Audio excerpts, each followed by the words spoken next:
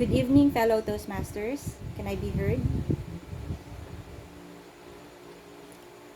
Yeah. Good evening, fellow Toastmasters and guests. It is my privilege to share with you my icebreaker speech. This is my chance to introduce myself to all of you across the screen from my corner here in Davao City. My name is Lucille Dagpin Galicia, a mother to two daughters, a wife to one, a daughter, and a friend.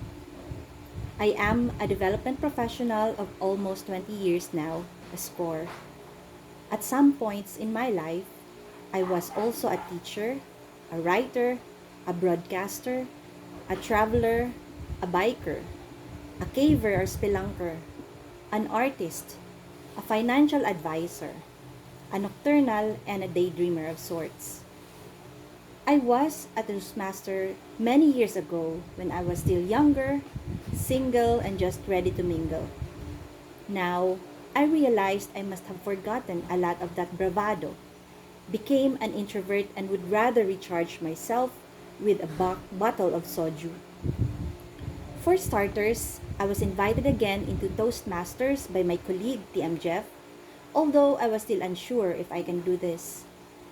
I am in the state of just being unsure about a lot of things, and accepting invitations of this sort could be a positive distraction from my ambiguity. I don't want to put across some negative vibes, but I just want to share that imposter syndrome is real. I became unsure of myself, fearful of failure, and wanted to withdraw from the world. I've been thinking if this was also some sign of middle-age dilemma, or maybe this was just one of the effects of the COVID-19 pandemic wreaking havoc to our mental health. You have maybe been introduced to this term before, the imposter syndrome. This is the nagging, uncomfortable feeling you experience when you think you're unqualified and incompetent. You might look around and assume everyone knows what they're doing except you. And if you achieve something good, you'll attribute your accomplishments up to good luck. This sounds pessimistic and I'm aware of it. Maybe I'm just realistic since I don't want to have that toxic positivity either. One of my teachers reminded us of the Dunning-Kruger effect. In psychology, this Dunning-Kruger is a cognitive bias whereby people with limited knowledge or competence in a given intellectual or social domain greatly overestimate their knowledge or competence in that domain, as compared to objective criteria or to the performance of other people in general. This is quite the opposite of the imposter syndrome. I guess sometimes ignorance of risks is bliss.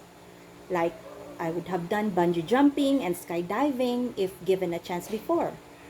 I already did mountain climbing, scuba diving, and went deep into the dark earth spelunking. I would still love to get lost sometimes, traveling alone to a place I've never been before with no familiar faces around, only the smiling faces of people and banking on their good nature and my ability to find ways to survive.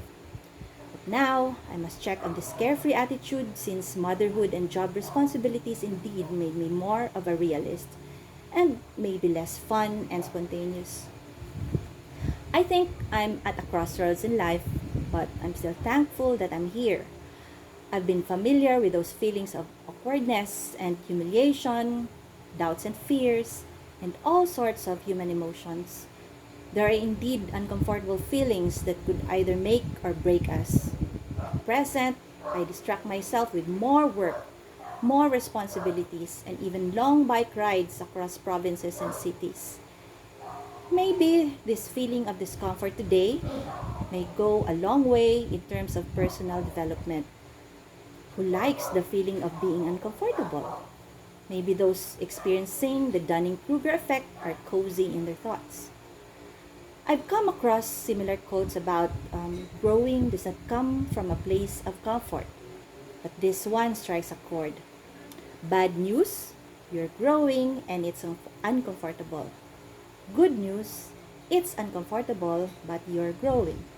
Well, this could mean a lot of other things too, like growing sideways, in terms of love handles and gaining weight. But as I reflect again on my life's work, does settling down mean doing the same things over and over? Routines may make us feel at ease and in control and become masters of what we do. Yet, at some point, this state of being may also dull our sensitivities and become complacent. This is why being uncomfortable is something we can consider a blessing in disguise. Experiencing new and unfamiliar situations triggers neuroplasticity and releases dopamine, a chemical released in the brain and makes us feel good. The big challenge is to get past that initial feeling of wanting to return to that comfort zone so we can grow. I guess, still sounding unsure, that this imposter syndrome is what is driving me to still wake up every day and experience what life has to offer. I may feel overwhelmed at times, make mistakes, get embarrassed, receive praises too, even when I felt I don't deserve them.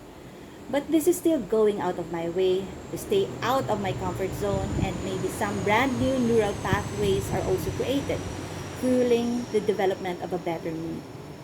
The world does not wait for me. When do I get out of my anxiety? We must risk not knowing everything and do not have cognizance of its immediate relevance to our growth. And especially during these times that I must surrender the reins to God Almighty, for He definitely knows best. In God, I can be strong and certain, and I am enough. Earlier today, a podcast I listened to says that one way to handle panic, a feeling of uncertainty, or even phobia is to slowly familiarize oneself to this discomfort until one can gradually regain some form of control over this feeling.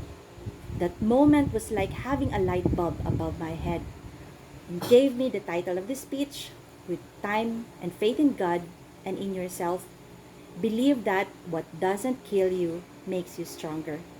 Thank you for listening, fellow Toastmasters. Good evening.